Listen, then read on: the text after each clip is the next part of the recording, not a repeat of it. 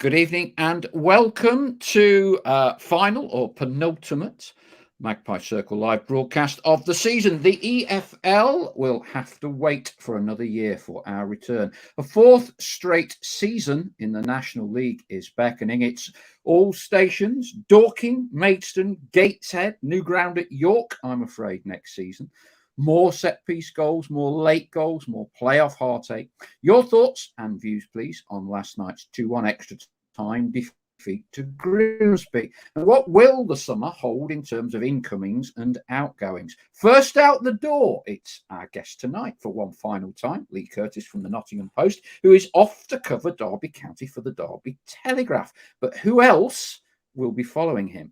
Let's start with our head coach, Ian Birchnell. Is he off to Forest Green or not? We'll try to shed some more light on that in the show in the next hour or so. And what about players? Kyle Wooden out of contract and most likely now to move on.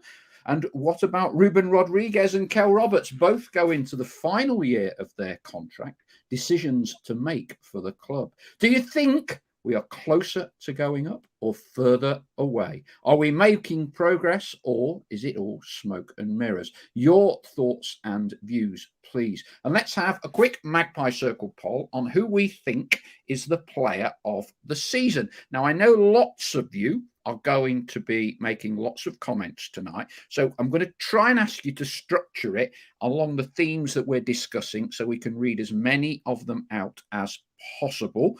And what I'd like first would be your player of the season. So if you can all now, fingers on keyboards, your player of the year, please. And while you are doing that, I kind of want to say, Leigh, because this kind of largely went under the radar in a week which has been dogged by pitch invasions from Manchester City to Nottingham Forest, all over the country.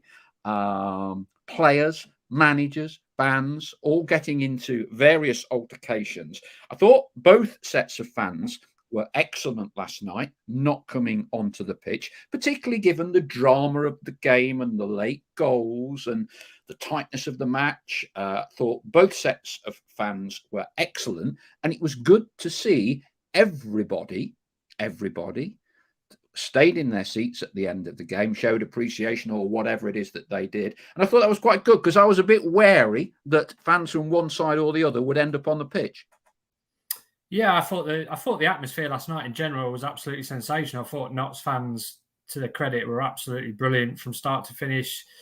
Their support never wavered, even in the moments where, particularly in the first half, when I thought Grimsby were the better side in possession. I thought Ben Fox for Grimsby was the best player on the pitch by some distance. But, you know, the fans made so much noise and the roar. I mean, after Ruben Rodriguez headed that chance over the bar, I mean, it was absolutely deafening. And I cannot... Keep talking. I'm getting my charger. Keep talking. And I just felt that the fans, the noise that they generated after that, I turned to Nick Richardson, who was the head of media at Notts, and said, "Wow, did you hear that?" And we both looked at each other and was like, "Yeah, that's something special." So I thought the fans were absolutely tremendous. You know, they willed the team on at every opportunity, and I don't think the players can have any complaints about not being backed by the supporters. Even in extra time, they still kept going. There was a lot of tired bodies there. And it was just unfortunate that Notts couldn't get the job done. But, you know, it just goes to show you that, you know, this club is capable of commanding great crowds. It just needs that catalyst, that spark to take it on to the next level. And they've come so close in the last 3 seasons. But I'm absolutely convinced that once they get back into the EFL, I think it will only be upward momentum because they've certainly got the fan base. They've proven that. I mean, obviously against Coventry in the playoff semi-final in 2017, 2018, you know, 19,000 through the door. I mean, it just goes to show you what the club is absolutely capable of. It, and I said this to Ian Birchnell last week when I had a sit down with him. It just needs that catalyst and that spark to get it to that position where you're getting those gates in on a weekly basis. Okay, let's just get a quick straw poll then of player of the season so far. Jurgen Halligan says Matt Palmer. John Parr says Kyle Wootton. Pythagoras says Ruben. Dale Pikett says Matty Palmer. David Shorter, Matty Palmer. Chris Gosling, Matty Palmer, followed by Adam Chickson. Derek Gill, Matty Palmer. Very good. I'm not sure whether you were on one of our shows. From the big picture people, and I can't even remember what the stat was. It was the most incredible stat, something to do with points per minute played, and there's some calculated algorithm that you use, and it transpired that the player with the absolute best points per minute ratio of any player at the club this season was Connor Parsons. So it's made me smile, which is the first time I've smiled since last night. The big picture people says for player of the season, Connor Parsons. Very, very good. That is definitely tweet of the night so far. Ben Hawksworth says Palmer. Dale Pikett, Matty Palmer. John Parnham says Matty Palmer has been the backbone of the squad and has been solid throughout. Stephen Newton, Matt Palmer, well done to both sets of fans for behaving properly. Paul Huskisson, Matty Palmer.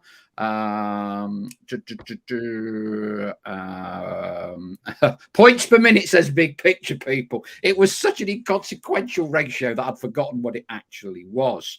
Charfitab, Chickson player of the season by far. Leigh, who would your player of the season be? I was just thinking about. I was seeing all the comments come through. I'd have to say it's a toss-up between Matty Palmer. I think has been an absolutely sensational signing. I think I can probably count on one hand games where I don't think he's probably been at his best, but in terms of his consistency level throughout the course of the season has been phenomenal. I mean, he's just such a cultured, classy football player, and he is playing at a level that is well beyond. He is more than capable of playing League One football. There's absolutely no doubt about that whatsoever. I think he's been a tremendous signing. Very rarely lets you down. But I have to say, I thought Ruben has had an incredible season. His goals, his assists.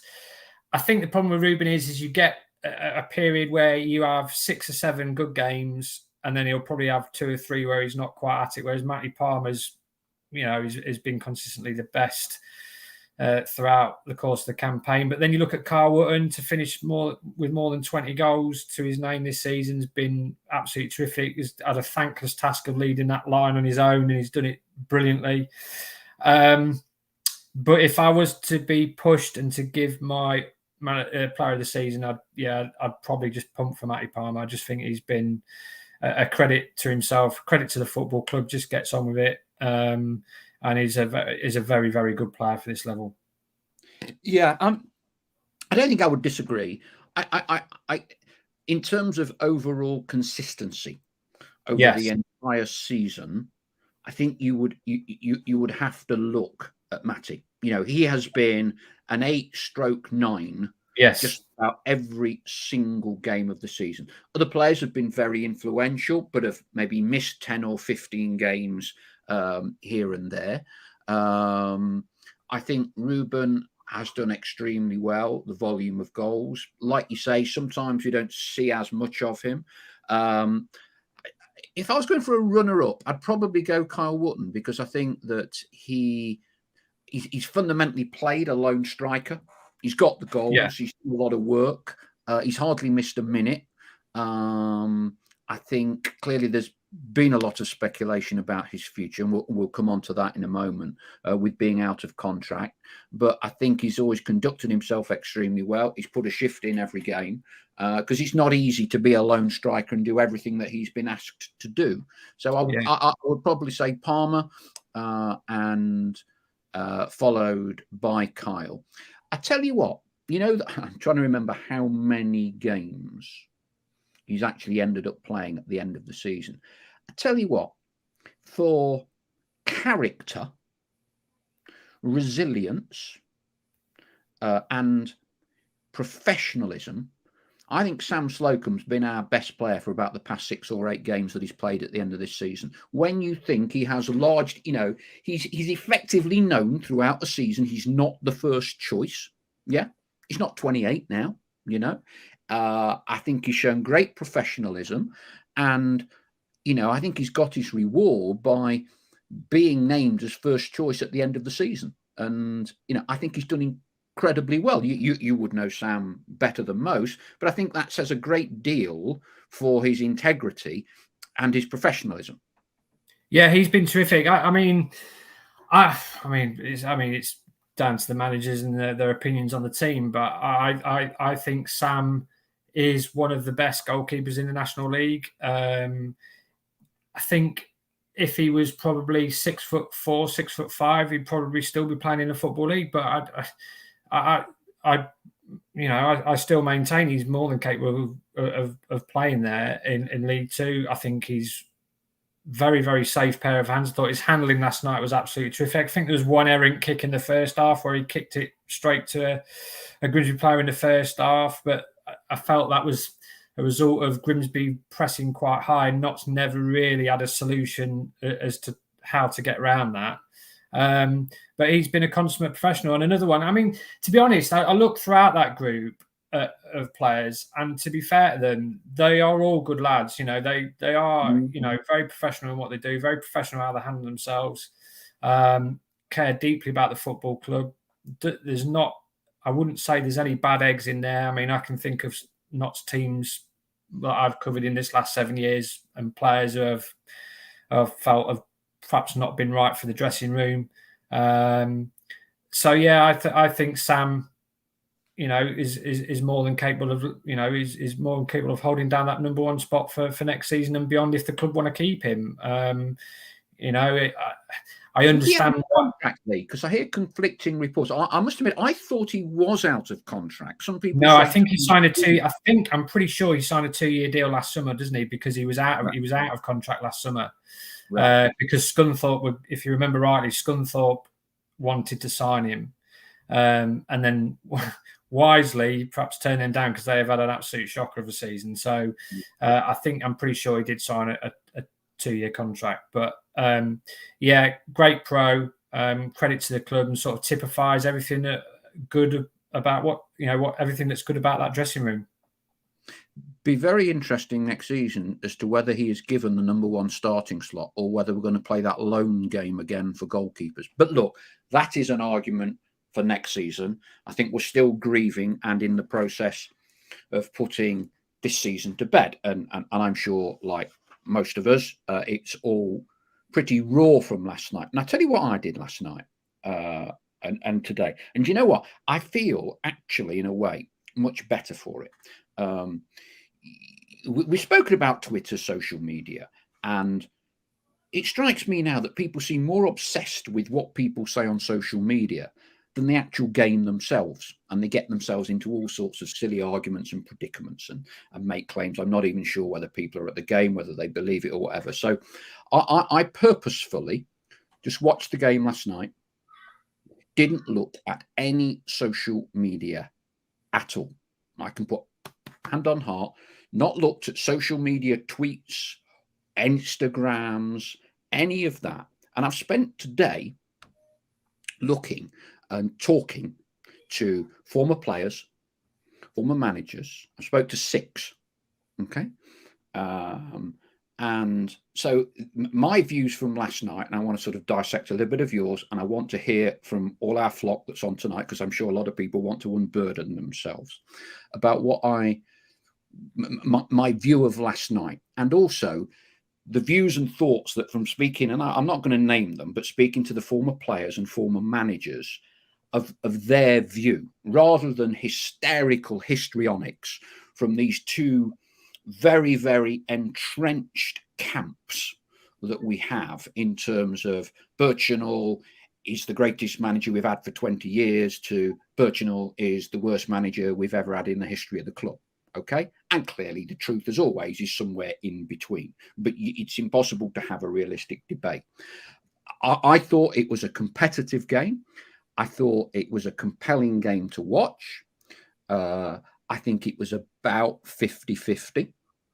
I think at 1-0, I thought we were going to see it out. And everyone knows what my thoughts about, keep it at 0, see the game out, game management, all of that. And I thought we were going to do that. But we didn't. 1-1, losing extra time. And the goals that cost us, I think, were symptomatic of the failings of the club, of the team, whatever you want to call it, throughout this season. And for that matter, for other seasons as well. And the common theme that former players and managers said to me, some of whom were at the game, others who were watching the 90 minutes on telly, is you all, as the opposition, you all always fancy scoring against us. Doesn't matter. Look, as long as you're within a goal or whatever, you've always got a chance against us, particularly diagonal balls, hit across, and people talk about first headers. This is what the players, not me, although I would agree with it, players and managers, when a ball comes into the box, we don't win enough first headers. And a lot of people can have a go at Jayden for the foul. But the fact remains, you know that in that box, if you get the first header from that free kick that comes in, or a goalkeeper catch, whatever, they don't score. They did get the first header. Not only for that, they got the first header for the knockdown for the second goal. And one thing... Okay, I'll come on to that in a bit. How big an Achilles heel do you think is this for Notts? And are we any closer, and last night would suggest we are not, to solving this conundrum? Because there's 1,000,001 stats, but of the top 10 teams, we've got something like the 9th worst defensive record. And that, I think, has bitten us more than anything else this season. I mean, the problems with set pieces. I mean, I was talking about this on the way out of the ground last night. I can't remember who it was, but set pieces have been Notts' Achilles heel for as long as I can remember, even stretching back to last season. If you recall, we had a problem trying to keep them out last year, and the one thing I do think about this Notts team is it physically. It's not a very imposing team. Like, you look at it, and as much as we've just eulogized about Matt Palmer and how good he is, he's not the biggest. Richard Brindley, as good as he is at carrying the ball out centre half, doesn't look like your archetypal 6'4", edit, kick it, meet and drink defender. Adam Chickson, lovely footballer that he is, not physically imposing. And I do feel, and I've said this before on the show, that when I watch Notts, I never, ever feel safe when an opposition team wins a free kick or a corner. I always think that at some point they are going to create an opportunity from them. I don't know what it is. I think it may be to do with the physical aspect. I think if you look at one of the best defensive headers of the ball, if you recall, is actually Carl Wootton. Carl Wootton's contribution to defensive set piece is incredible, but he uses his size to good effect. If you look at throughout that team, if I was to say to you, okay, who's the physically imposing players in the team, you'd probably say Kyle Cameron, possibly Connor Rawlinson, but he didn't play. So outside of that, I think when opposition managers look at it, they'll go, well, he's, you can get at him. If you can get a run in him, he hasn't got the feet and inches to match yours. If you get a running in, you've got a good chance of winning the header. It's no coincidence that I feel, and a lot of teams do this, play on the likes of a Richard Brindley or an Adam Chickson or a Dion Kelly-Evans, for instance. And that's where I think Notts in the summer have got to try and find a way around that, whether they bring in more physically imposing players for a league that actually a lot of teams do a lot of homework on their set pieces, because that's, for me, is probably their biggest weakness.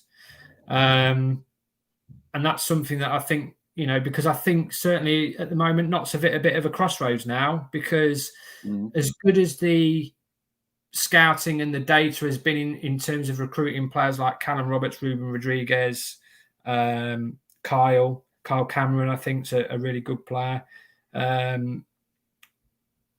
We still don't seem to be any closer to bridging that gap to the title. And again, you talk about the away form. You know, I had a manager tell me last night that if you looked at Notts squads, it's a hell of a team to have on that, to have in that division, and it is. But we've consistently gone away to places. Drew at Wealdstone 0-0, got beat by Aldershot. You know, didn't beat Eastleigh. If you want to bridge the gap to get to where Stockport are, for instance, you have to be mean, you have to be ruthless. Yeah. And as much as I think Notts are a wonderful team to watch, and don't get me wrong, I think some of the football they played this year has been remarkable, particularly at home. Absolutely tremendous to watch, and they've got some wonderful players, and I've loved watching them this season when they've been at home, and when they're at it, they're absolutely thrilling, swashbuckling, stylish, and if you allow them to play, they will cut through you, no problem whatsoever. However, and I know Ian said this in the post-match press conference last night, he said, people have said we've got a bit of a soft underbelly, but they have. And, you know, because if you look at the goals that they've conceded and some of the games that they've played where you would look at the two teams on paper and say that's an absolute certainty that Notts would win that game because their team is miles better than that on paper, they haven't been able to utilise that talent to get the points they need to challenge for the title. So, and now I'm fully expecting this team. Now I think it will break up. I think I'd be very surprised if Carl Wootton doesn't end up at Portsmouth. I think there'll be some decisions. Again, you talk about recruitment. You know, Joel Taylor and Cara Mitchell, what's happened to them? We've paid money for them, not been anywhere near the team in the last 2 months.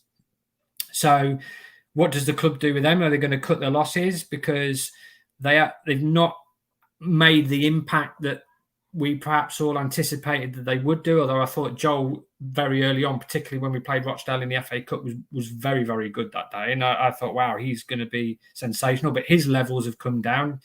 Not quite the defender you want who's going to bust a gut to try and stop crosses. So I think Notts are going to be in for a fascinating season, a fascinating close season, in fact, in terms of what they do in terms of recruitment. Because obviously I did a piece with Richard Montague last year and asking about whether the recruitment, whether he felt it was a success, and he'd say it would only be a success if they got out of the league and they were back in the EFL, and they still haven't managed to do that. And if we take the season by season, final in the first year, semi-final last year, out of the quarters this year.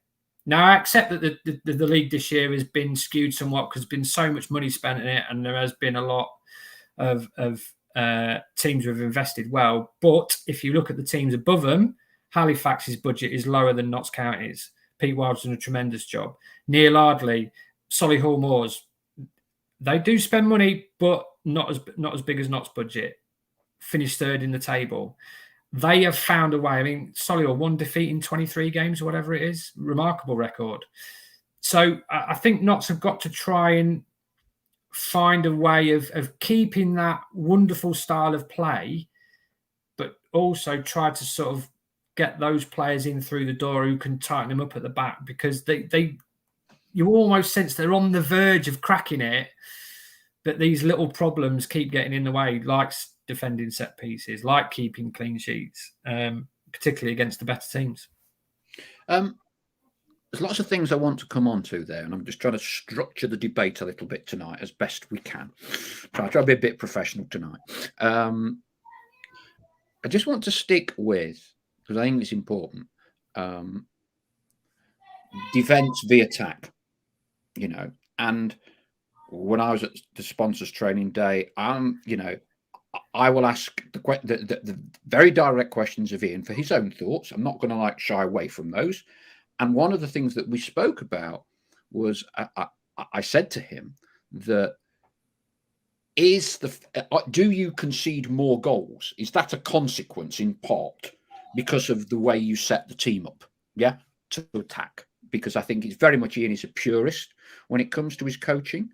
But defensively, I'm not sure we've got the balance right. Now, Ian said to me that we shouldn't be conceding as many goals as we have this season. Yeah. So he says, yes, we have conceded more than we should have. But, you know, when you've got that needle between choosing defenders that can play out from the back as opposed to the out and out Neil would call them heads on sticks, yeah, that by and large win every header, yeah, but are more limited when it comes to playing the ball out. I think undoubtedly Ian moves that needle towards the ability to be able to play the ball out. And I think that compromises our ability at set pieces. I think that compromises our ability to defend balls into box. It's a personal view. And we had Conor Rawlinson on the show 2 or 3 weeks ago.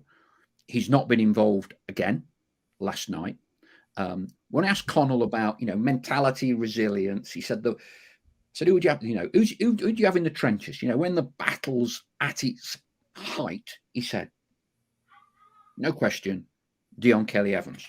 Both of those two would be more, inverted commas, out and out defenders. And I'm not sure that we have the balance right. I don't know what other people feel. I've already seen people talking about Rawlinson not coming on last night. What do other people on the show feel? Do you think, Leigh, absolutely, as we have played it this season, can that actually work to get top spot? Or have we got to be meaner, tighter at the back? And that will, I think, inevitably compromise some of the attacking flair that we have. I think, again, football is all about balance, isn't it? I mean, the one thing I will say is, and they still haven't sorted this out, and it's something that they are going to have to address it this summer, is they haven't got what I would call a horrible, dogged midfielder. Ben Fox last night for Grimsby was not what I would call, your fancy playmaker. He would just picked up a lot of second balls. He was very simple in possession. He got stuck in, a good engine on him. And you know what? He was brilliant. Didn't do anything fancy, but he was so good in there. And for whatever reason, we don't seem to have that horrible side to us. I mean, it made me laugh because when Jim O'Brien fouled Rico Sousa in the first half and got a yellow card for it, I was like, do you know what? We could have done with more of that this season. Somebody just to put a foot in, just to make the opposition think. We just don't seem to have that reputation. Like, I think people look at us and think, yeah, we're a good team. They're a good team, one of the best footballing sides in the league, but they're a nice team. Do you know what I mean? I always liken it, if I was in a bar fight, how many of those players in that team would I like on my side? Conor Rawlinson would definitely be wrong. One. Carl Cameron, another. Carl Wotton. Dion for sure, because I think he'd want to get stuck in. But outside of that, I'm not sure there's that many. And I think that's one they're going to have to try and shed that reputation, because I think a lot of teams will try and take advantage of it again next season. But I do think that they would be helped by signing somebody who can just get around midfield, who can just throw a few tackles in. Because what made Michael Doyle so good in that central midfield position was he did the horrible side of the game really well. He wound up the opposition. If you speak to opposition players, and I've spoken to players who have played against him and played with him, and he does the horrible stuff, the sly pinching when he's standing at set pieces, pinching you constantly, just trying to get under your skin.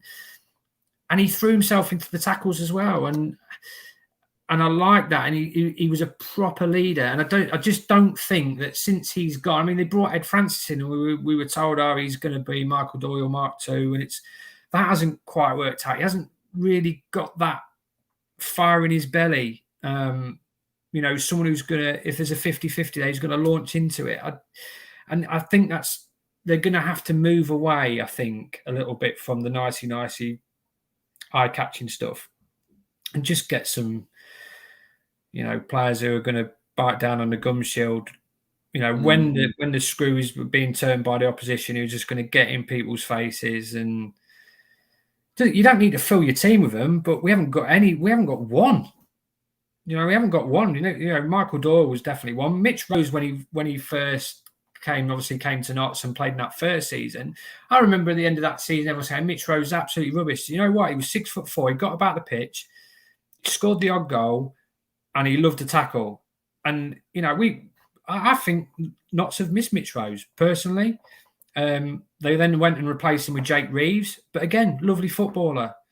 Not somebody who's going to rat in and win you a 50-50. It's almost like we've seemed to be. We're going to play our way out this division. That's the way we've decided we're going to do it. We're going to play our way out. We don't need to be nasty. We don't need to win tackles. You can win games by keeping the ball, playing nice and attractive football, and let your attacking players win a game. Sometimes you do need more than that, like going away to a Wealdstone or an Aldershot, for instance. When you're at the thick end of the business end of the season, and you need to go there and get a result, because again that defeat of Aldershot pretty much killed the top chances of finishing the top three. So we need those. I think they're going to need to sign a couple of those horrible players this summer. Whether they do or not, I'm not sure. I mean, I've spoken enough about the recruitment on this before, and I think the club has done really well in recruiting some fabulous attacking players, blessed with incredible feet, and we all know who they are. But there's something missing for me. There's still something missing. Okay. Jurgen Halligan says, always said we need another Neil Bishop. Max Seth, overcomplicating at National League level. We should stick to the roots of football and do the basics properly. Max Seth, Notts have more lovers than fighters. Too many clapping failure this season, says Sharp Feetab.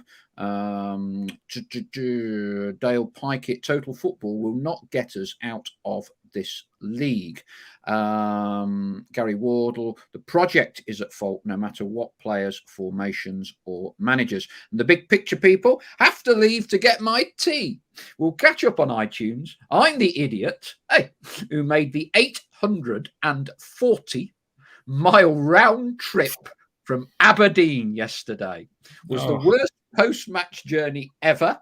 Keep the faith, though. Come on, you pies. ZO. Evening both. Reflected on last night, and the same problem we have had all season lost us the game. An enforcer in defence and midfield and decision-making. When to go simple and keep the ball. Callum Frankton Lee's at this level, you won't get a defender who can do the heading and kicking and play the ball out from the back. And I think that's the point, Callum. We kind of know you can't have both, but we probably lean towards people bringing the ball out. And do we need an out and out, inverted commas, enforcer who you accept will be more limited in terms of distribution? Grimsby obviously knew how to play us. They stuck a press on us last night, and we did find it difficult, I think. That said, you can't help but think in the 95th and a half minute that you're going to see it out.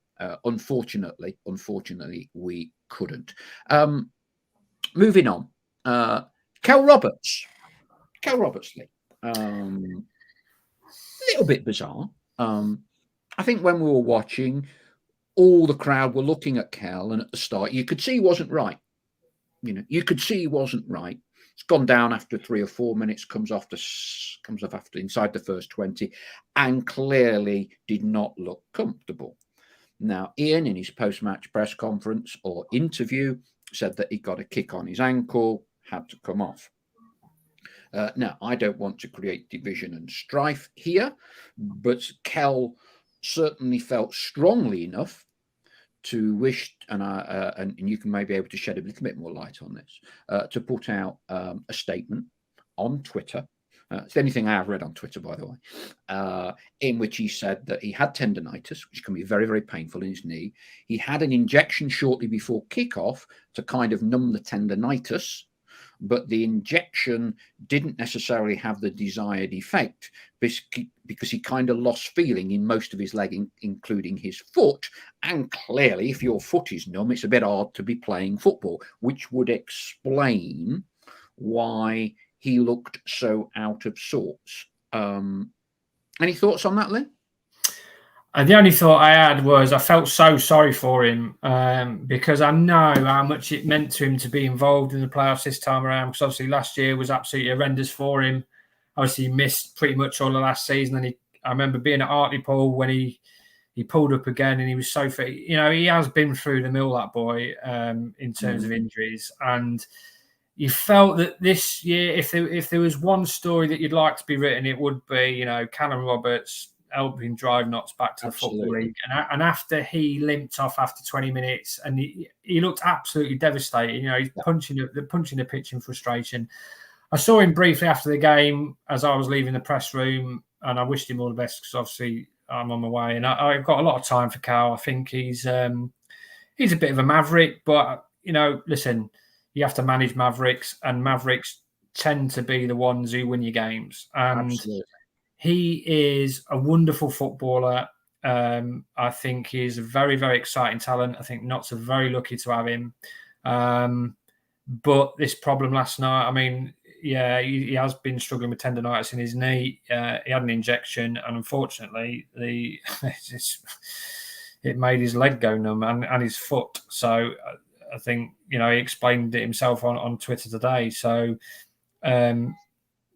just a shame to see how that night unfolded for him because, you know, there's no player in this division, I think, who's got a better low sense of gravity, who's got as good close ball control. You know, when he's at it, he's incredibly hard to stop. And he just seems to, you look at him and you think after last year and the sort of the trials and tribulations that he experienced last year, you're thinking this year, can he, you know, kick on and make up for lost time? And I have to say his form certainly towards the back end of the season was absolutely sensational. And that's why I was hoping that him, Ruben and Kyle, the three amigos, I felt if those three were firing, then, you know, we would have won last night. But unfortunately, it didn't pan out that way.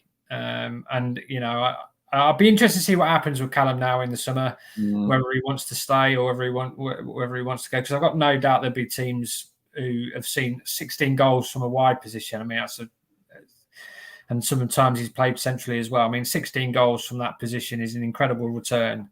And I've no doubt he'll be another player that's attracting a hell of a lot of interest from the Football League. So I think it'll be interesting to see which way the club goes this summer, whether in terms of it keeps the players like Rodriguez and Roberts.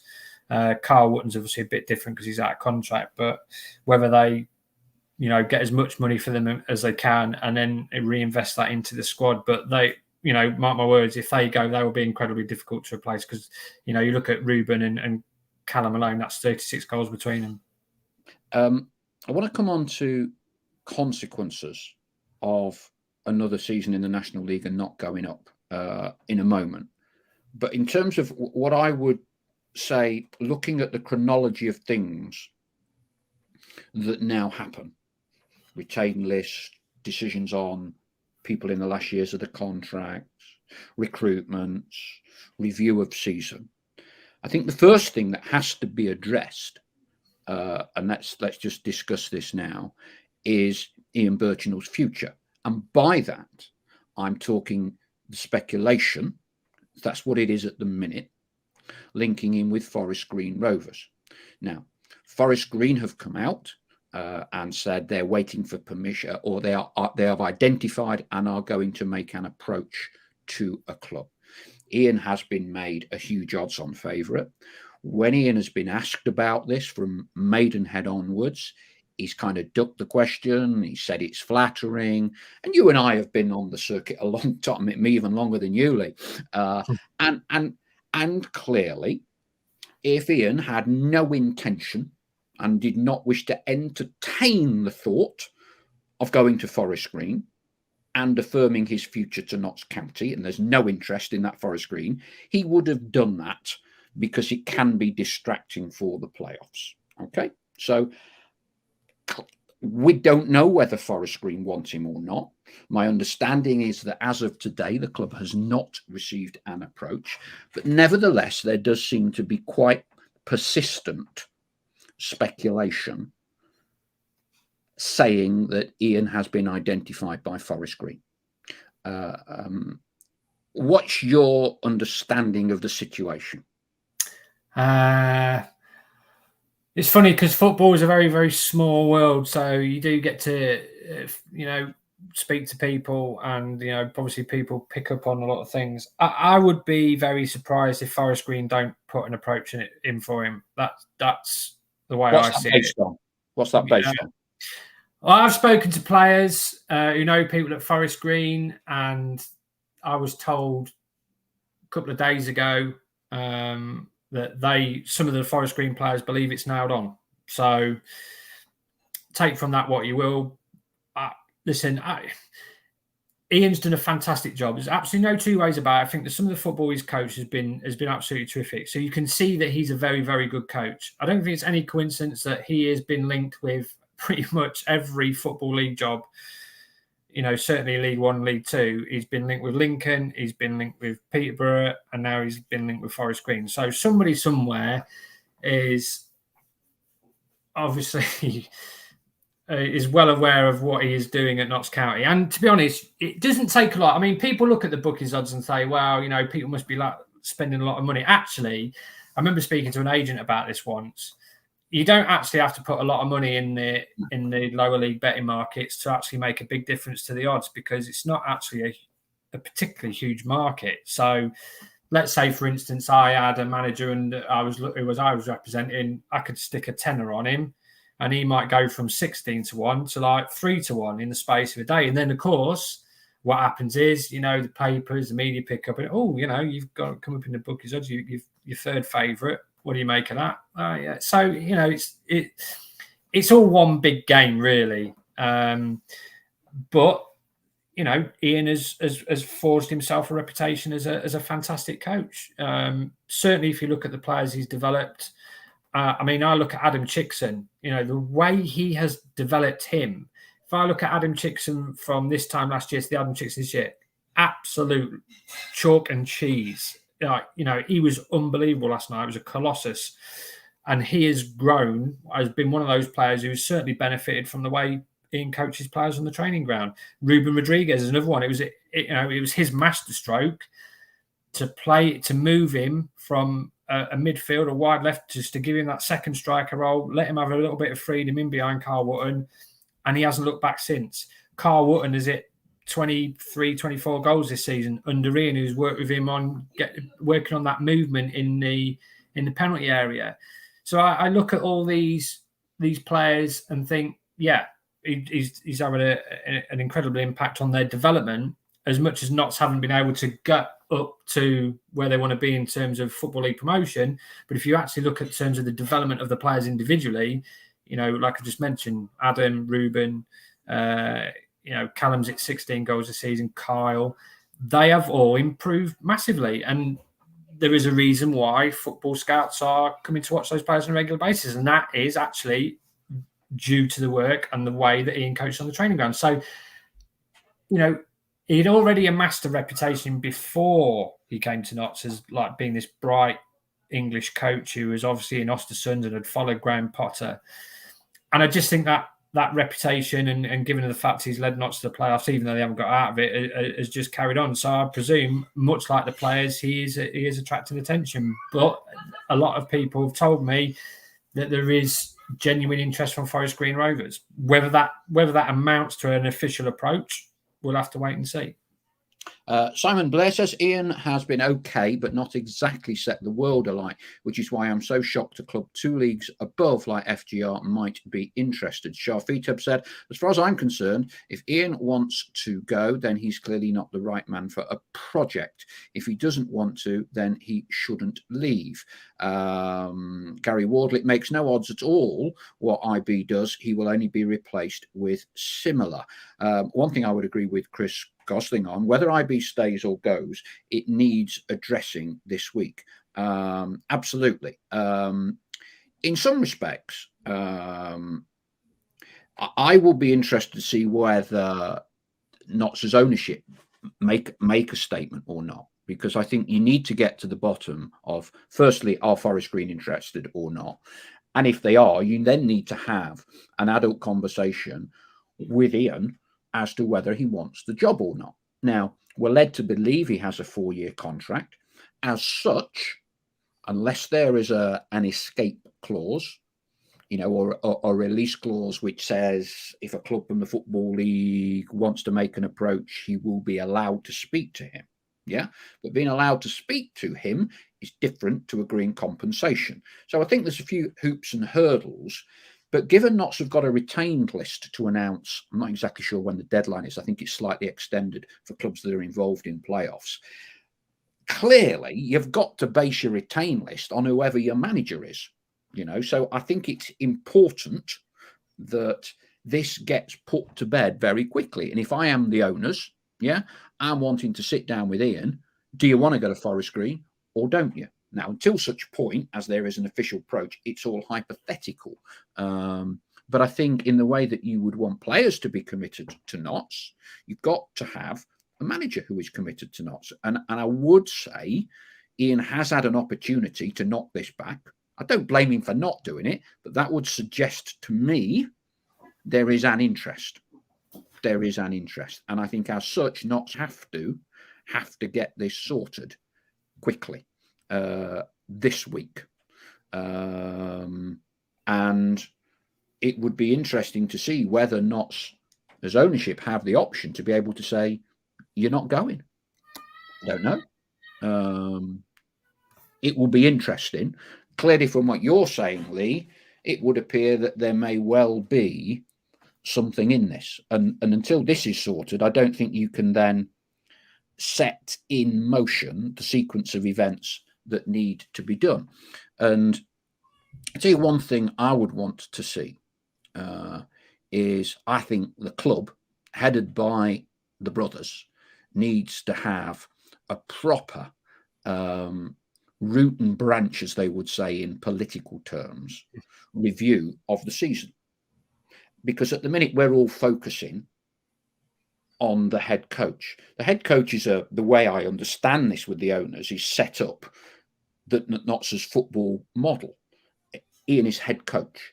You have Richard Montague, who heads up recruitment, video analysis. Yeah, I'd want to understand how that works with Neil, because here's a stat for you. Recruitment this year. Out of 7 permanent signings, only 2 started last night. So that's 5 permanent signings we've made in the summer who weren't even in the starting 11 last night. So Cameron and Palmer and Cameron, yeah. Yeah. Francis, Namane, Vincent, Mitchell, Taylor. 2 of those we paid money for. Yeah. When Namane was suspended money because he signed Yaros on loan. Yeah. And he's being kept out by Sam. And we had Brunt on loan. Now, that's a lot of players that we have recruited this year that in the club's biggest game of the season last night did not start. So for me, that's a bit of a red flag. That's a bit of a red flag. And I thought, I understand why Ian would say this, but to kind of say, the foundations are there for the future and all that lot, I don't think that they are. I'm not sure we are in a better position to get promoted next season than we were 3 seasons ago. But you've hinted at this already. You have big decisions to make on big players. The decision for Kyle Wootton is Kyle Wootton's alone and not Notts County's. There's not a lot they can do because he's now out of contract. You have a big decision to make both on Kel Roberts and Ruben Rodriguez. They are both in the last year of their contract. So as a club now, so everyone on our flock knows, the way this works is that Ruben and Kel can carry on, see out their contract. From January, they can talk to clubs and sign a pre-contract for a free transfer anywhere they want to go. So if Notts are looking to realise a transfer value, they've effectively got to sell them this summer. Or they will lose any transfer asset value, or you try and get them to sign a new contract. The reality is, agent will be saying, see out the last season, because whatever you're worth on the transfer market, you can be worked into a signing on fee at your new club. So that's a big decision. That's a big decision. So I'm not sure the foundations are actually there. And another one I'd want to throw into the pot. We spoke about lowering the average age of the squad. That's fine. In 3 years, so I'm not just putting this at Ian's door. Tiernan Brooks has not had a single minute this year. Tyrese Palmer has not had a single minute. We've got a lot of our fans rushing around trying to raise funds for their academy. I can't remember the last player who's come through the academy and played a minute of a game. And yet we had an academy team 12, 14 months ago that won its league. So if nothing else, they know how to win games. And I think all of those things have to be fed into a melting pot with Ian, Richard Montague. And I think you've got to look closely at, appointments of, coaching staff. Piece, it gets raised all the time on these. And I don't particularly like to sort of, shine a light on one particular person. But we as a club are the only club that I'm aware of in the lower divisions of English football, including League Two and League One, that have a coach with specific responsibility for set pieces. Clearly, that's not translating into results. So I think, and I'm going to throw this one right into the pot for your views on it, Leigh. It irks me that we keep saying that somehow or other we're paupers compared to Wrexham and Stockport, and we have no right to be able to go up.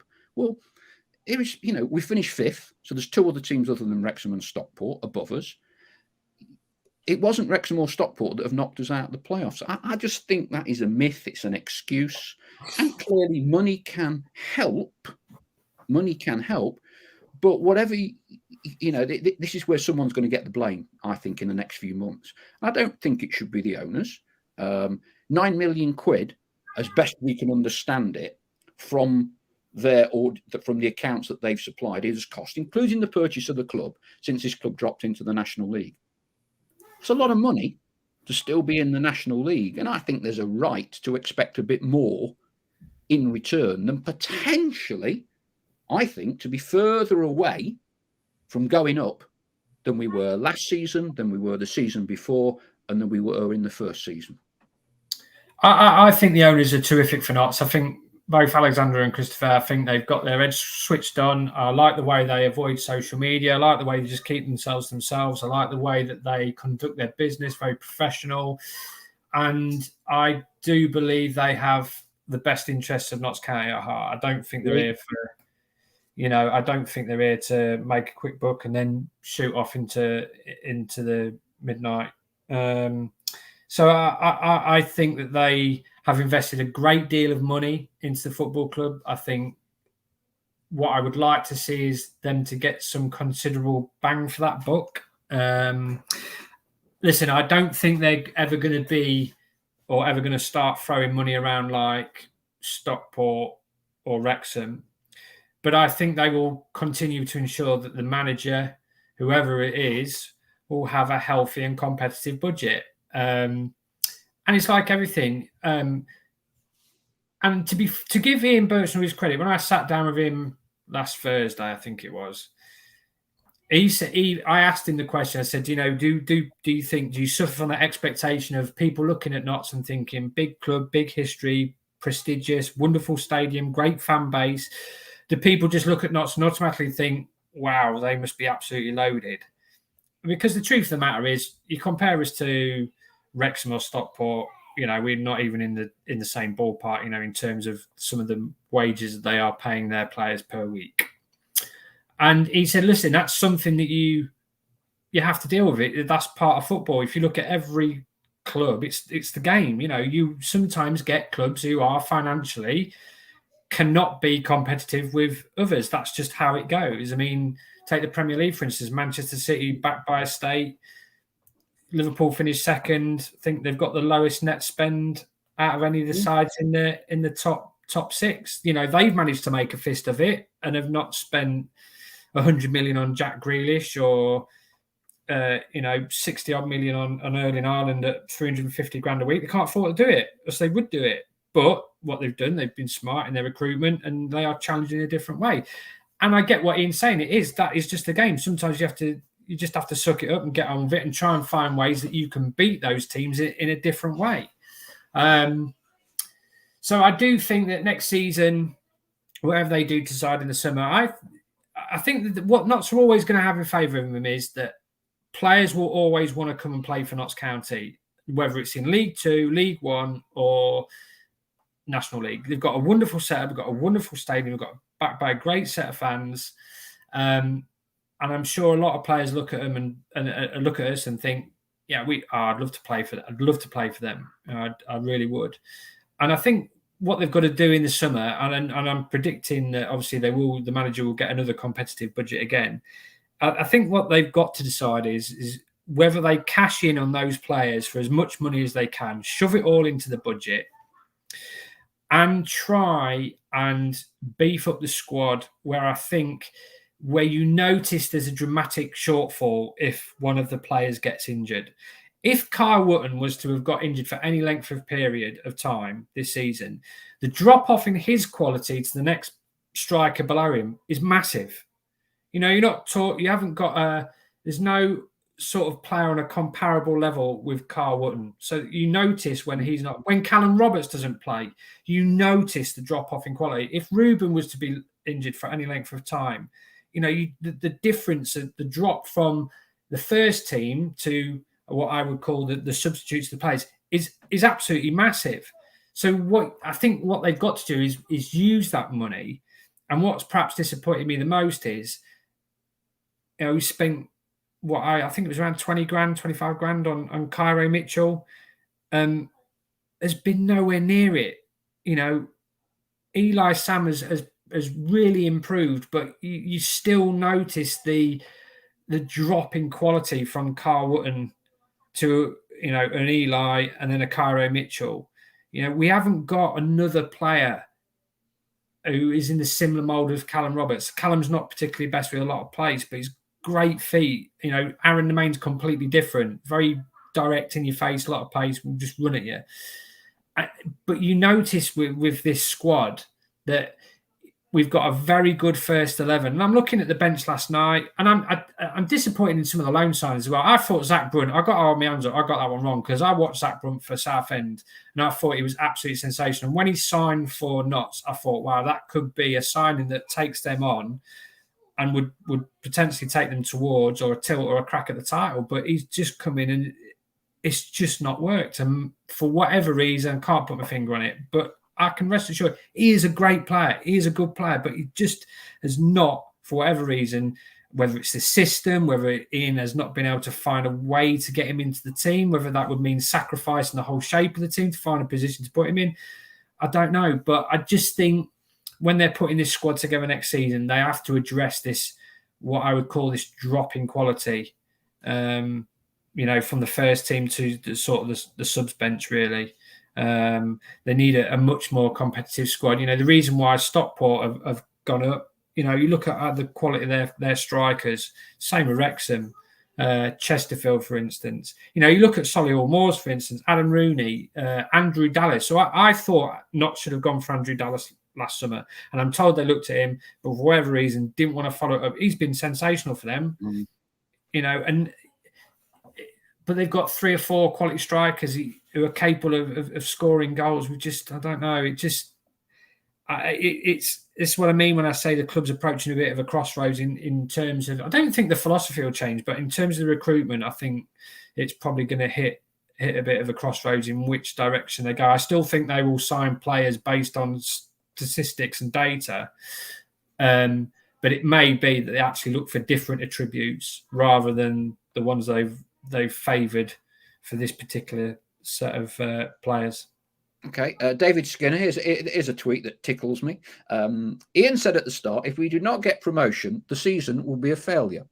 I'm assuming on that basis he will resign. Then again, the Prime Minister hasn't. It's quite funny, I thought. Nathan Chambers says, think we lacked real experience in the side yesterday. Do feel Ian will be successful I would also say they lack leaders, Paul, as well. There's not a lot of leaders in that team, not a great deal of leadership. I'm going to come on to that in a minute. Do feel Ian will be successful if he stays. Was never going to be an overnight job, like what the owners have bought so far. I want to... one of my bugbears, we keep talking about the longevity that is required to deliver success when you change managers.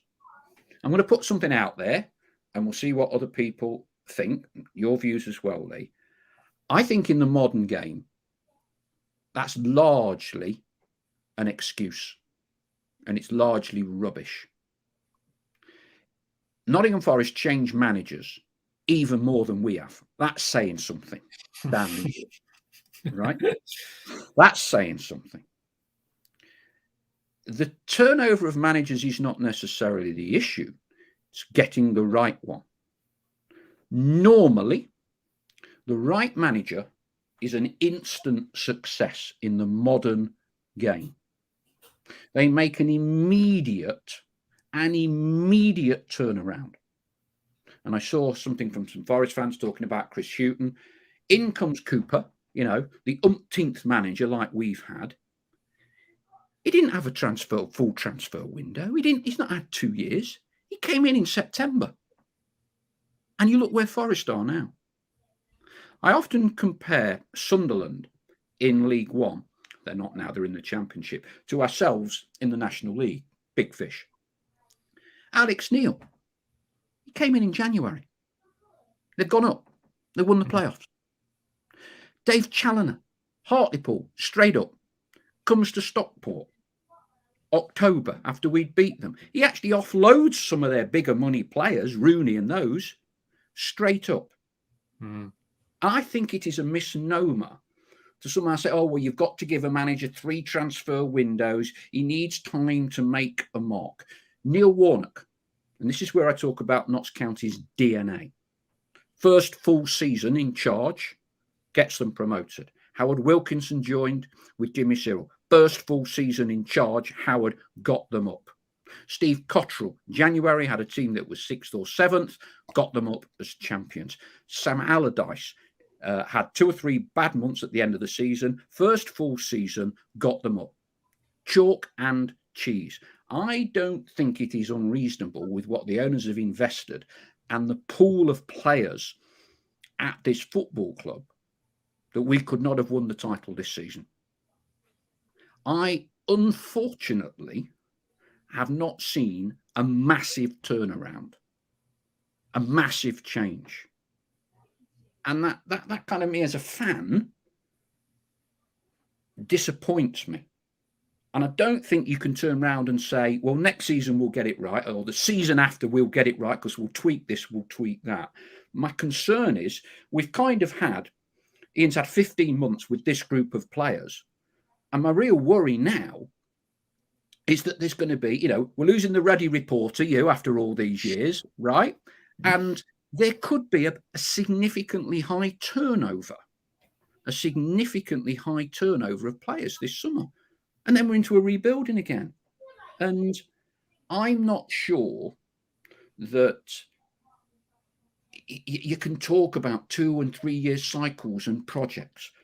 Barrow, Ian Evatt went in, finished his playing career. Was he at Chesterfield or somewhere? Went in at Barrow, 1 season, got them up. And I just think that happens more and more and more now. And I think that the slow burn development happens less and less. And someone said to me that when you look at the hierarchy of Notts County Football Club, Richard Montague and the video recruitment and that side of things, you have Ian as your head coach.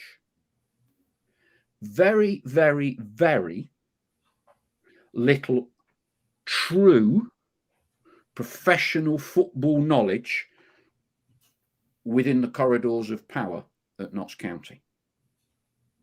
I think there's a big argument that Ian, when he first came in, and clearly in hindsight, what a ridiculous appointment for the racist Scotsman, needed someone above him that's seen it, done it. And I don't know, I've said from day one, you're asking Ian to do a lot, given his record. He's not got a promotion on his CV. And I think that puts a lot of pressure when you come to a club like Notts County in the National League, where promotion is the only thing that's acceptable. Promotion is the only thing that's acceptable. And part of me thinks, if I'm Ian Birchinall and if Forest Green come in for me, then I think it's the best result for all parties. The best result for all parties, because Ian gets his chance to move on into the Football League. We get a chance to reset the clock. Thoughts? I mean, we've been here, right, it's the third successive season we've sat here and we've not gone up. We're still waiting for that formula to take us back up to the foot. I don't think Notts are very far away. I really don't. I think they've unearthed a lot of good players. So something clearly about the model is working. It's just, can they find the appropriate remainder of that tips it over the edge, and they all of a sudden they then rocket out this league and that's it, away you go. Because nobody would disagree and say Callum Roberts, Ruma Rodriguez, Carl Wootton, Carl Cameron, who's been fantastic this season, Adam Chickson's been terrific, probably the most improved player at the club, are bad players. They're not. Again, we go back to this being too nice. They've put together a squad that on paper is very pleasing on the eye, but they just haven't addressed that.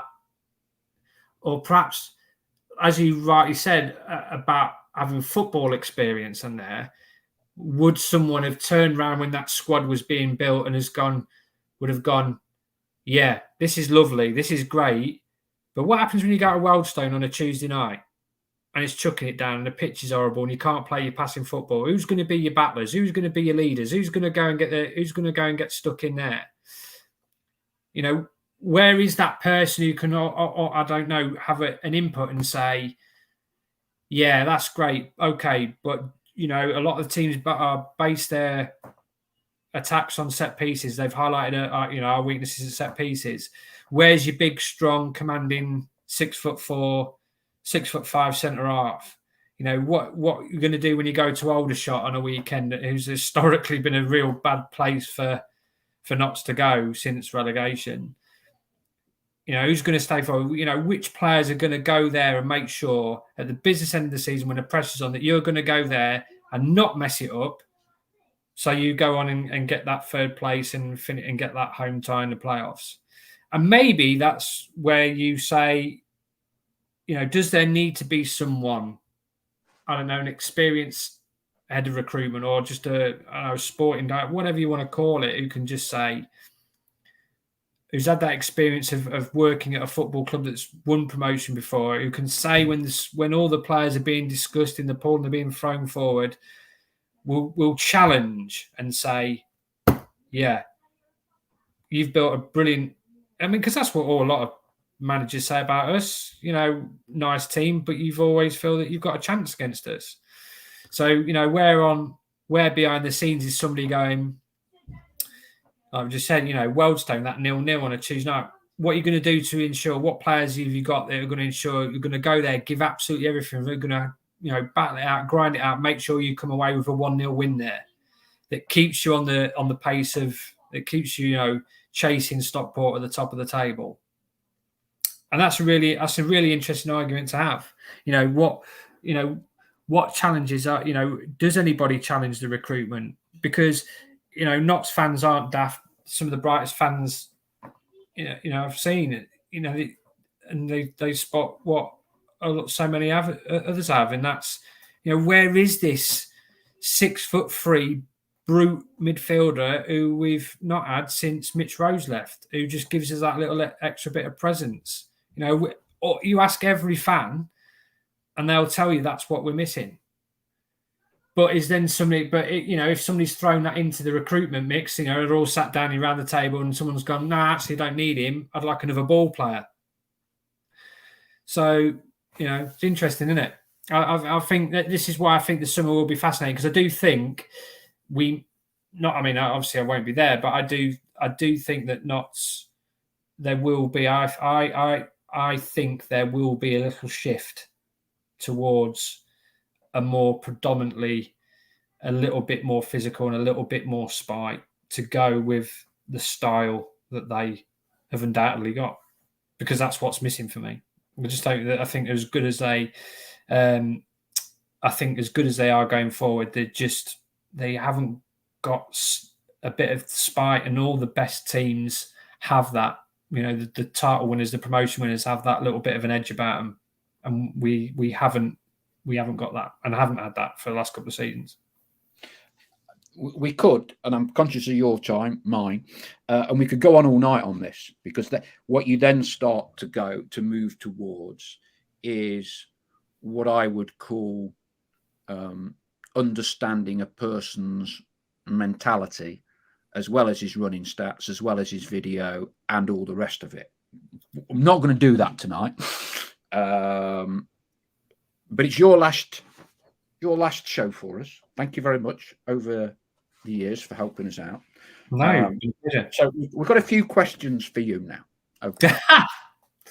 We've got a few. When did you start? What was your first game? Don't tell me you can't remember. First Notts game? Yeah. Sheffield United under Sean Derry, I think. January 2014, yeah. Sheffield United at home. So you've done 8 years. And you've seen a lot. Okay. First one. Best manager to deal with. Oh. Who have you got on with the best? Who have you got well with? Now you're throwing them at me. That's a really difficult question to answer, because there's been 3 who I can think off the top of my head who I still keep in contact with now, and were absolutely brilliant with me, and totally understood the journalist / manager relationship, because this job is not, you can't do it without trust. It just doesn't work. Sean Derry, undoubtedly up there. Such one of the game's gentlemen. I mean, when my dad died, he was the first. In fact, he was the first manager to drop me a text, because Sean had got to know my dad at Cambridge, where my dad had been working for the paper there, and just wrote this just incredible text message. Brought a lump to the throat, and he was brilliant for me at Notts. Kevin Nolan, I got on really well with Kevin, and you know what? The thing that surprises me is, people have this perception of those players who have played at the very highest level and think that they're going to be arrogant, but actually they're completely the opposite. Sean Derry was just an absolute gentleman, turned up at the Nottingham Post events. Same with Kevin Nolan, absolute gentleman. Really cared about the job, really cared about the fans, and deeply cared about the football club, as you well know, Paul. And Neil Ardley as well. Neil Ardley, phenomenal. I think I told the story of when I was in, I think it was Sutton, and I was on my own in a hotel, and he said, what are you doing tonight? I said, well, I'm just going to go back to the hotel, finish my work, and then that's it. This was around New Year's Eve or something, wasn't it? New Year? I know, it was his daughter's 21st birthday. Right. Yeah. And he just said, look, don't stay on your own. What's the point of that? I live 5 or 6 miles away. Get yourself an Uber, come round, and and I was a bit like, look, man, I don't really want to intrude, to be honest. It's a family get together. And he was like, no, not have it. Get yourself in an Uber and get yourself round. So I was like, I finished work about 8:30, got in an Uber, went to his house, and you know what? He couldn't have made me feel more welcome. And I know the cynical people say, well, he's just trying to do that to get you on side. But we actually, that night, we didn't actually talk a great deal about football. It was all about families, life. I met his friends, their interests, golf, even though I absolutely detest golf. And it was that kind of thing. So those 3 immediately stand out. Are absolutely brilliant. He's been quite good in the last few months. But those 3 in particular, are you going to ask me who the worst was? I wasn't going to ask you to single out the worst, because it's a little bit unfair. Yeah. But ones you've had to work, let us say, a bit harder with. Harry I'm going to Kewell. throw two names at you, and I would not rehearse this.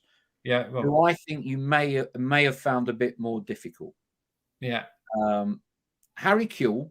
Yeah. And Paul Ince. I didn't do Paul Ince. Paul Ince had left, I think. Right. Okay. So Harry Kewell, definitely. I mean, I remember going to see him once because always you'd like to get to know, whenever a new manager's appointed, I'd like to go and sit down with them just to introduce yourself. And you sort of lay down, or you'd like to try and lay down some ground rules. Just so you're on the same page, basically. What do they like? What don't they like? And then you sort of recognise, because as I say, no, they don't want a relationship where they can't trust the local media. And that trust is important, but they understand. And what I would say about Sean, Kevin and Neil is they understood criticism. They understood it. They got it. They didn't take it personally. All they would say was, as long as you're fair, it doesn't bother me. As long as there's no agenda, absolutely fine with it. And I always like to think I was objective. But yeah, Harry was just someone I just couldn't relate to. And I don't think the player I don't think many of the players could really. I remember going to see him once to do an interview, and I asked him about it was about the Champions League final when he limped off injury against AC Milan. And it was about that night and Benitez and learning from Benitez. And he was just like, ugh, I can't believe you're going to have this. And I was a bit like, well, you know. And it was just a bit awkward, really. But no, didn't really bother me, you know. A lot of people ask me about John Sheridan. John is perhaps one of the most angriest men I've ever met. He was always okay with me, but he always sensed he was about to blow a gasket at some point for whatever reason. But he was good. It's so funny. He came to the Nottingham Post Sports Awards once, and he was such good value. Really funny bloke. And he's under the Kosh podcast. If you ever get a chance to listen to it. It's an absolute belter, because I don't think Notts fans all Notts fans saw him was the angry side of him, you know, because obviously we didn't go on a very good run. We lost 10 games on the spin, didn't he? And then he got sacked. But yeah, very, very, very funny man. But Harry was certainly the most difficult. Ricardo was okay. But no, Sean, Kevin and Neil, just free of football's true gentlemen. Okay. Most memorable game, Notts game, that you've covered? Should have prepared for these, shouldn't I? It's better if you do off the cuff, you see. Yeah, it is, yeah. The one that I remember most for totally the wrong reasons is that Coventry game in the playoff. That still bothers me now. I mean, honestly, and the penalty that wasn't, I mean, it was never a penalty. He clearly won the ball. Matt Tutor, I felt so sorry for him that night. You know, we played so well, and Dan Jones, I remember, was unbelievable that night. And then obviously the game back at Meadow Lane, 19,000 in, incredible atmosphere. We were 2-0. I think we were 2-0 down, weren't we? And then obviously got it back to 2-1. And then Jonathan Fort scored a goal. And we had a goal wrongly ruled out for offside, didn't we? If I remember rightly. Didn't go our way that night. Yeah. So those two games stick out of the wrong reasons. The most game that I remember, Brentford away in the FA Cup under Kevin when John Stead scored. Yes. Because Brentford, if you recall, I think we're unbeaten at home that season, or were on this incredible run. And then John Stead scored an absolute worldie. You know, that one stood out as a brilliant day. That was. There've been a few. I remember some good performances along the way. Barnsley 3-2 away under Sean. Night game, Tuesday night. That was under Sean Derry. Was Michael Petrasso paying? Michael Petrasso, yeah. I remember that game really well, because now, if I remember rightly, I'd have to look this up, but weren't we 2-0 down? I want to say we were 2-0 down and came back to win 3-2. I remember we're in the away end and we were behind the goal, and it was a night game. I remember. Yeah, but that night, because it felt like such a big result, and there were so many that season. I mean, honestly, when we were up challenging for, you know, in the playoff positions, we'd signed Stephen McLaughlin, Michael Petrasso, Louis Lang, and we had Gary Thompson, who was playing up front, who was unbelievable. Yes. And I think, and I was thinking, I thought, crikey, this was after the Great Escape. I mean, obviously that was memorable as well for so many reasons. Just the atmosphere that day was incredible. And watching Jack Grealish play for Notts County was an absolute pleasure. I mean, what a fantastic footballer and a great kid to boot. I know he gets a lot of bad press, but he's such a great lad. So yeah, I'd say those ones immediately bring to mind. It is a double-barreled one. Players. So one. Most influential. I mean, look, if you're saying best player, you kind of have to say Jack Grealish. Who would you say has been the most, while you've been covering Notts, the most influential player? Which could mean best player, it could mean captain. Most influential player during your time at Notts. I think Alan Sheehan was a tremendous captain for Notts County. Thought he was a very, very influential player. I always liked the way he carried himself, conducted himself. Yeah. Good-looking boy as well, isn't he? I tell you what I liked about Alan, and it could be something levelled at the current side other than DKE. He had an edge to him, Yes, yeah, he did have an edge to him. There's a bit of Irish in him, and he had an edge. And I've told the story before. When I was at Leicester and I was a director there, we used to have a 6-a-side game with the manager, coaching staff every Friday. And Alan was a 17-year-old apprentice. And one game we had to make the numbers up. A couple of apprentices had to make the numbers up. And so I'm playing, Mickey Adams was the manager, was playing. And so Alan Sheehan's come to make the numbers up. And given, I had an exalted position of exec director at the time. So a lot of people, it didn't bother me, but they wouldn't necessarily want to clump me one. So there's a young 17-year-old apprentice, Alan Sheehan, goes over the top on me, aged about 42. Do you know what I mean? Bloody hell, that hurt. And he went right over the top. And there's just that devilment in him, Yeah. And great. Which I think you need. You've got to have that little bit of, yeah. Yeah, I remember I had to do a feature on Jack Grealish for the Birmingham Mail.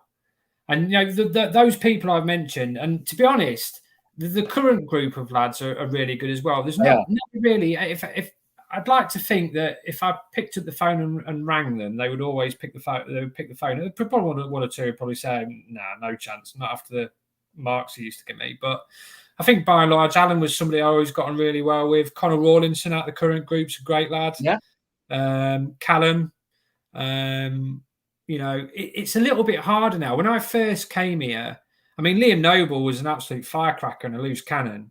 But I got on brilliantly with him. I mean, he was another player I got quite close to, and he was another one who, if I rang, would always pick up the phone.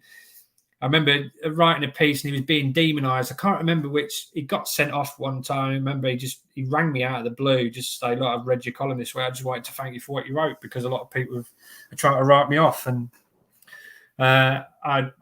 you sort of build these relationships with players. I mean, the one thing that I would say is, a lot of people look, and I see a lot of nonsense being written about, about journalists being cheerleaders and stuff and all that. But, when you're a club writer for a local paper, it is impossible not to have an emotional attachment to that football club. I don't care who you are, because you live and breathe that football club every day, every weekend, for all year round.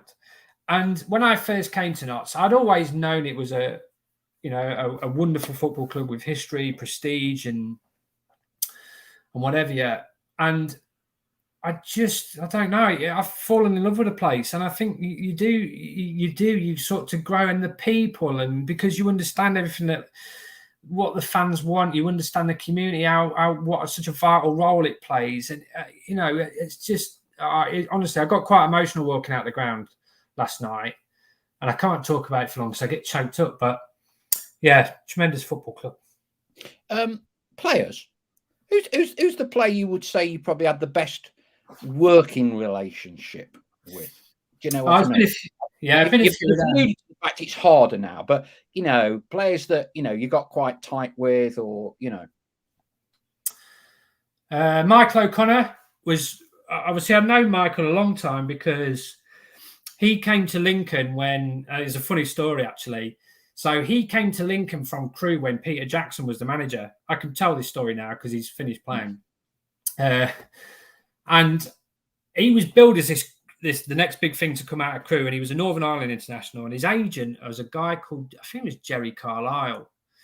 And he'd come to Lincoln, and I remember doing an interview when he first arrived, and I think he panned Dario Gradi in an interview with me. And I remember thinking, Christ, and obviously Dario at that time had this, this unbelievable reputation as like, such a nice fella and all this, that, and the other. I thought, maker and all the rest of it. Yeah, if I run that, that's him finished. So I didn't run it. And then I got a call from his agent, bizarrely. And his agent said, "Just want to thank you for not running that piece about Dario." And I was like, "Yeah, it's fine. It's not a problem. I didn't want to land him in any hot water." And also, I got to know Oki for that, and he became a really good pal of mine. I helped him move house. He's gone back to Ireland now. Okay. So when he came to Notts, I was like delighted. We'd always. Because he was such a good player, and that was one of the biggest mistakes Notts made that summer. I remember he had a knee injury, didn't he? In fact, it was Michael Doyle. It was Michael Doyle's tackle. It was against Portsmouth, and Michael Doyle's tackle, and he had a quite serious knee injury, and he became out. He was coming out of contract, and obviously, I think at the time there was a feeling as if Michael, for whatever reason, wouldn't be the same player because of his knee injury. And I was trying to explain to people, and I had this conversation with people behind the scenes at Notts. It was like, it's not like 20 years ago when an ACL would have wrecked and finished a player's career. He would have come back, and it was quite a serious ACL operation. But, and you try and put that across, because I was asked about what you think. Well, I said, listen, you'd be mad not to give him another contract, because, an ACL is no longer a death sentence for a player's career. In the end, I think there was a lot of toing and froing. I think Kevin asked me to have a word with Michael, but I think by that stage it was too late. I think the club had we had waited around too long, and in the end, Danny Cowley got into him. And he made his mind up, and he moved to Lincoln. And then what happened? He went and won the title and in League Two, and he was unbelievable for him that year. And that's probably, but yeah, he definitely won. He was definitely one. Alan Sheehan, another. I always got on really well with Alan Sheehan.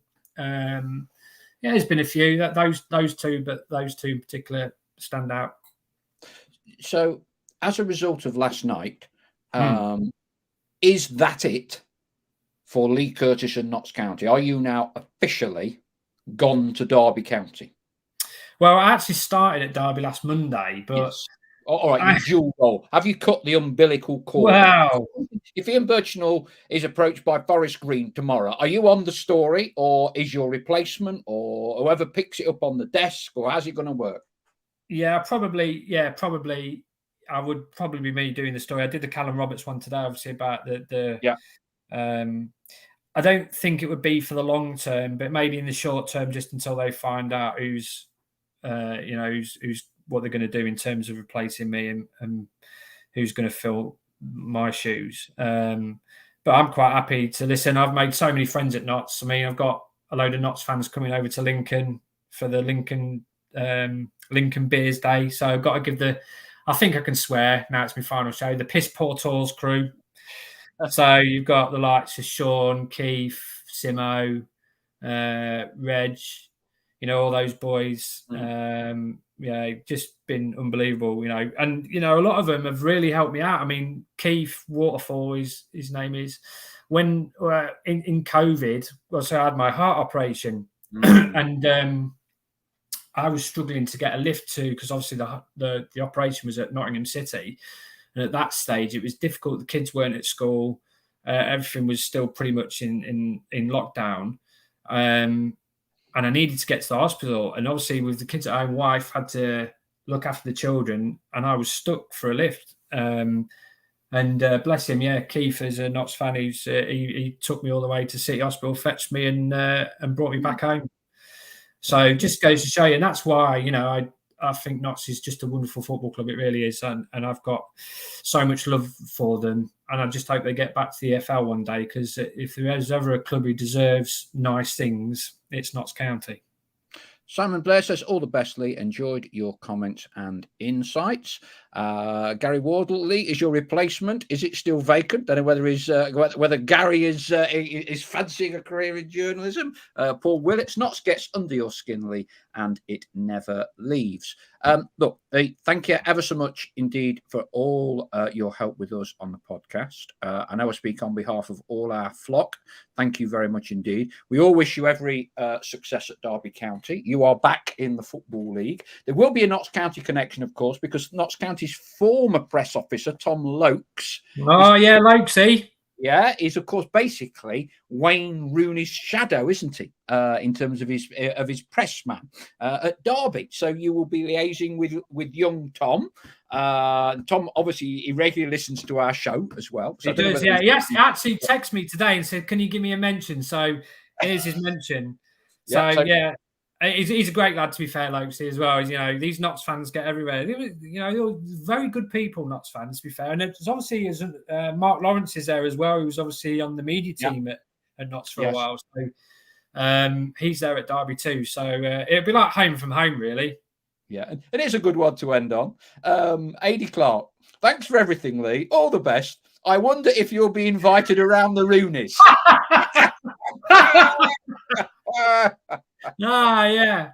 No, I don't think we'll probably get. I don't think we'll ever get to that stage. But no, it's been an absolute pleasure, and thanks for having me on. And I hope to come back when I've got a spare midweek or weekend and watch a game without having the stress of having to file a shed load of copy at the final whistle. All right. Everyone, thank you tonight. We've been, I think, very balanced, very fair. I've no idea what Twitter has been like and social media. I suspect it's been in meltdown for the past 24 hours, but I'm glad I didn't bother looking. I think everyone has been very, very fair, constructive comment. I think it's going to be a very busy summer. Whoever replaces you, Lee, I think although a ball will not be kicked for another 5 or 6 weeks, I think Basford have announced a pre-season game against Notts in July. I think the next few days, week or so, could be very busy. And I think there are a lot of awfully big decisions the club, coaching staff and the players, between them all, have got to make. Max Seth says Notts versus Derby for the Leigh Curtis trophy. Jurgen Halligan, remember Tom Lokes on the Notts supporters coach. Yeah, he's a proper Notts fan, is Tom. Yeah, he loves it. Die hard pies, Lokesy. Yeah, he's a good lad. He's a good lad. Does he still look like he should be in a boy band? I'm not sure whether after the last 8 months what Derby have been through, I'm not sure. You might look a bit withered. Thank you, everyone. We could go on, but we're not, because Chesterfield, I believe, are winning 1-0, someone said to me. So we'll see how that one ends up. Kelvin Miller was at the ground last night. I was surprised. I don't know whether he can or can't play tonight. Chesterfield players all sat in front of me. Yeah. Cameron Evans was there as well, wasn't he? He'd be a good signing for Notts. But he's mates with Kyle Cameron. We had breakfast in Torquay. Jack Bean, remember the young lad that went to Liverpool? Oh yeah, Liverpool. Yeah, he was in the cop, sat behind my lad. So I think it was a veritable who's who was out for the game last night. So we look forward to seeing you again very soon. Thanks for everything you've done for the club, and we look forward to seeing you again soon. Thank you, everyone. Take care for now. We will be back with another show. I'm not exactly sure when, but we're going to time this around if there is anything managerially that's significant, and or when the retained list is announced, and we'll hopefully have a Mark Stallard along, which we can dissect that one as well. Thank you for everybody for tonight. Take care and see you soon. Bye-bye.